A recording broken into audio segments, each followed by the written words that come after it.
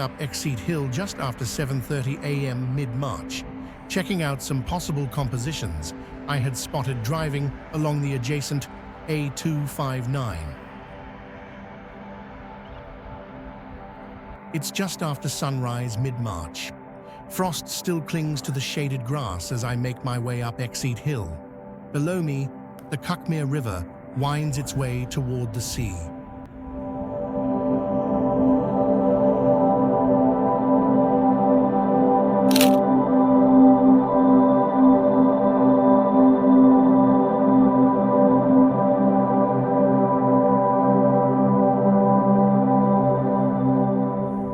From up here, you can see it all. Those classic meanders and the Coastguard cottages standing watch over Cuckmere Haven.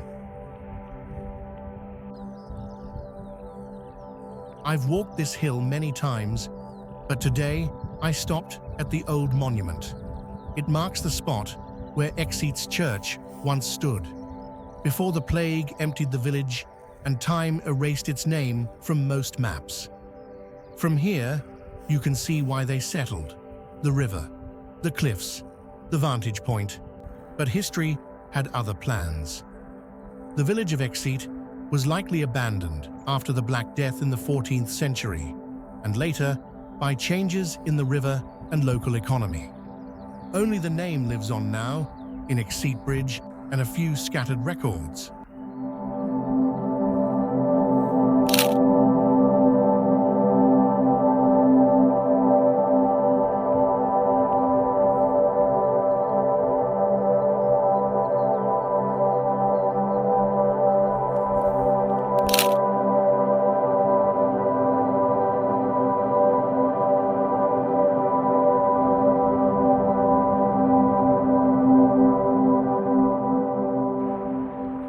Looking northwest now, the hills roll out toward High and over.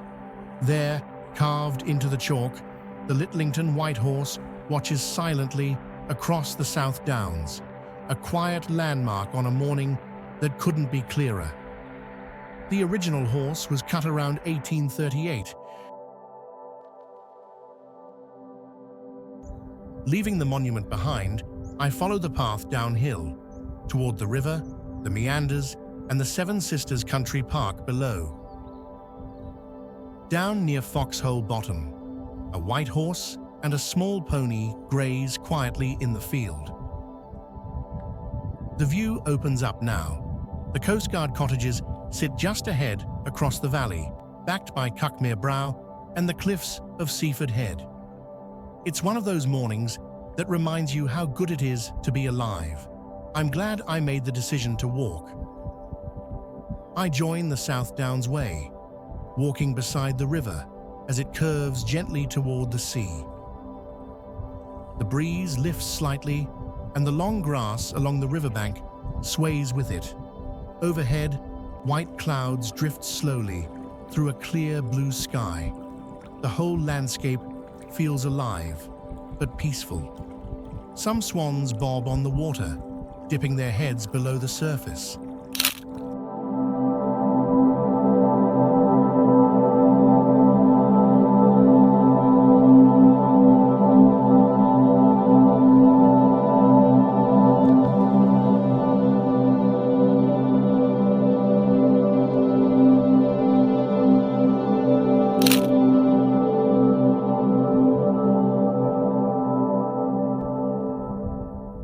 As I walk along the river here, I've been thinking more about how video composition needs the same attention as still photography. It's easy to just hit record with the default lens, but sometimes that leaves too much dead space in the frame.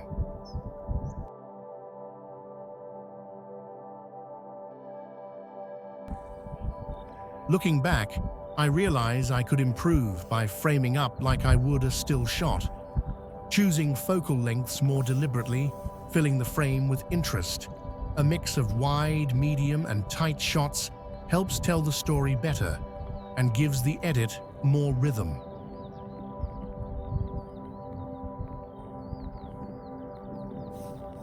I follow the river north now, heading back toward the car park. The breeze is picking up again, rippling the surface of the water, sending the long grass into waves. It's still a beautiful, clear day, one of those walks you don't want to end. And as I watch this footage back, I keep thinking, why didn't I take a photo there? I guess that's part of learning to shoot video. I'm still building that instinct. With photography, it's second nature. But in videography, I'm realizing it's just as important to frame scenes with intention. Even here, looking back south to the Coastguard cottages on the horizon, there's a photo in that. But maybe the video will carry it too.